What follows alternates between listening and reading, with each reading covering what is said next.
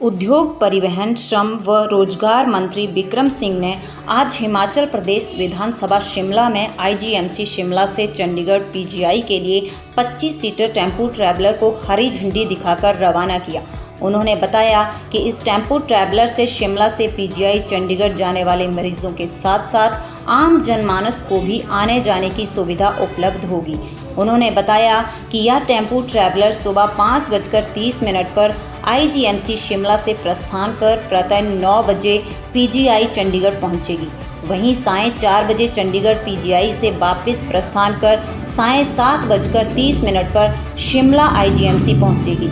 उन्होंने बताया कि इस टेम्पो ट्रैवलर में साधारण बस किराया निर्धारित किया गया है, जो कि ₹2.19 प्रति किलोमीटर लिया जाएगा, जिसका एक तरफ का कुल ₹298 बनता है।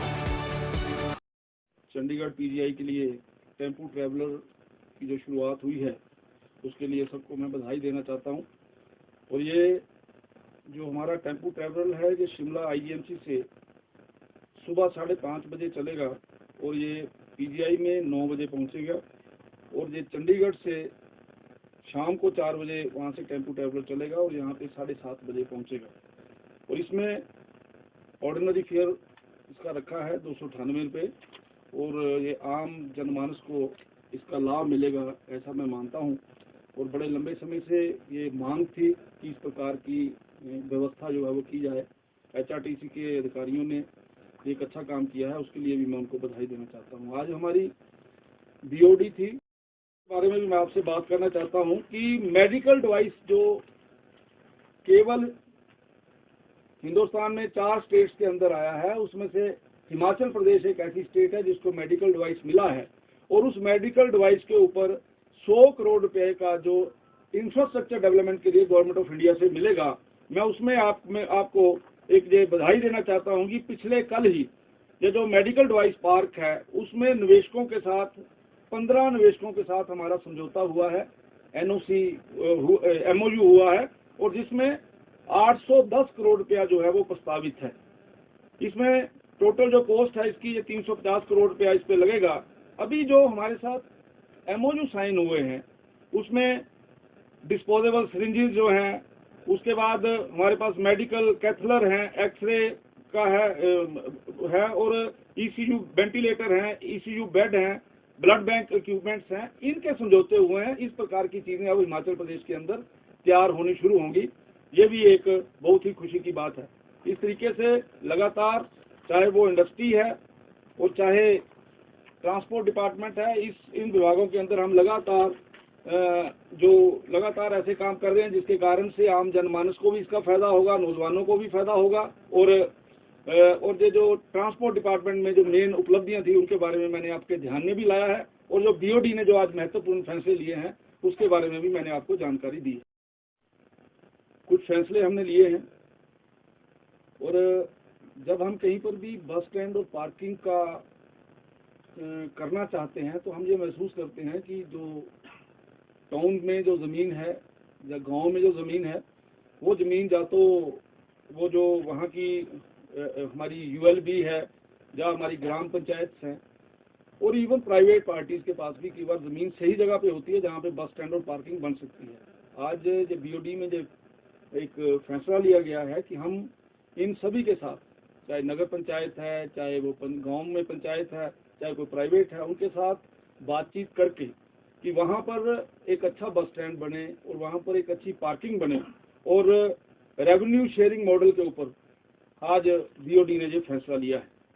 और एक बहुत बड़ा फैसला HRTC ने लिया है कि जो तेल हम लेते हैं, डीजल हम लेते हैं, अभी हमने वो जो डीजल है वो हमने रिटेल आउटलेट से ले रहे हैं, यानी जो आपके लोकल जो आपका पंप है वहां से ले रहे हैं। उसका फायदा ये है कि जो रिटेल आउटलेट्स है उसका, और जो हमारा पहले जहाँ से डीजल आता था, उसमें आज की तारीख में एक बहुत बड़ा फर्क है उसके, जिसके कारण से हम डेली HRTC को 33 लाख रुपए का फायदा हो रहा है रिटेल आउटलेट से डीजल लेने का। और ये एक बहुत बढ़िया फैसला, बड़ी सूझबूझ का फैसला लिया गया है। और करोड़ों रुपए जो है वो हर महीने जो है HRTC इसकी बचत करेगी। ये भी एक बड़ा फैसला लिया था और उसका जो नतीजा आया है उसके बारे में मैं आपको जानकारी दे रहा हूँ।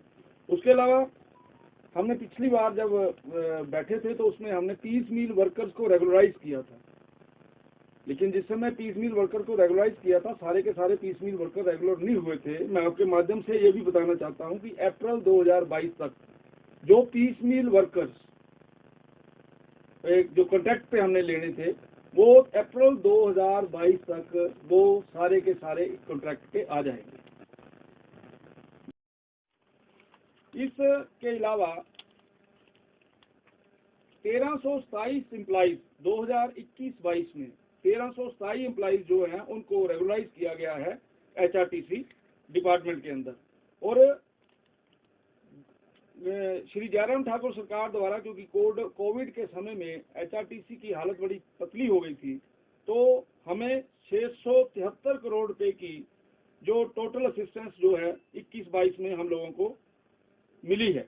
और इसके अलावा मैं आपके ध्यान में ये भी लाना चाहता हूं कि समय समय के ऊपर पेंशनर्स की जो डिमांड रहती थी उन पेंशनर्स को भी हमने उनकी जो 2021-22 में जो हमने उनकी पेमेंट्स की हैं उनका टोटल, चाहे वो मेडिकल है, पेंशन है, DCRG है, इन सब को हम मिला के 270 करोड़ रुपए के फायदे जो हैं वो हमने HRTC को जो हमारे जो एम्प्लॉइज हैं, पेंशनर्स हैं, उनको हम लोगों ने दिए हैं। इस तरीके से आज की जो हमारी बोर्ड की मीटिंग थी उस मीटिंग में हमने ये मोटे मोटे मुद्दे लिए थे। इसके अलावा पिछले कल मैं आपके ध्यान में लाना चाहता हूं कि 2021-22 में 949 कैंडिडेट्स जो है वो HRTC के अंदर डिफरेंट पोस्ट के लिए रिक्रूट किए गए हैं, जिसमें एक मेजर पोर्शन जो ड्राइवर्स का है वो 359 है जो रिक्रूट हो गए हैं, और जो कंडक्टर हैं वो 565 हैं जो रिक्रूट हुए हैं। और उसके साथ साथ आपके ध्यान में ये विषय भी लाना चाहता हूं कि आज की तारीख में भी लगभग 300 ड्राइवर्स की रिक्रूटमेंट जो है वो HRTC विभाग में चली हुई है। उसके अलावा मेरा ख्याल HRTC विभाग पहला विभाग होगा जिसने किथ एंड किन पॉलिसी में 131 कैंडिडेट्स को रिक्रूट किया है। आज की तारीख में 4th क्लास के लिए हमारे पास कोई भी ऐसा किथ एंड किन पॉलिसी में किसी ने अप्लाई नहीं किया हुआ। 3rd क्लास के होंगे, क्लास 3 के होंगे। अब हमने उनको ऑप्शन दिया है कि अगर आप क्लास 4 के लिए अपने आप को ज्वाइन करना चाहते हैं तो हम उनको ऑफर देने के लिए तैयार हैं। पहला विभाग होगा HRTC डिपार्टमेंट जिसमें किथ एंड किन पॉलिसी के अंतर्गत हमने 131 कैंडिडेट्स जो है उनको डिफरेंट कैटेगरीज के लिए रिक्रूट किया है।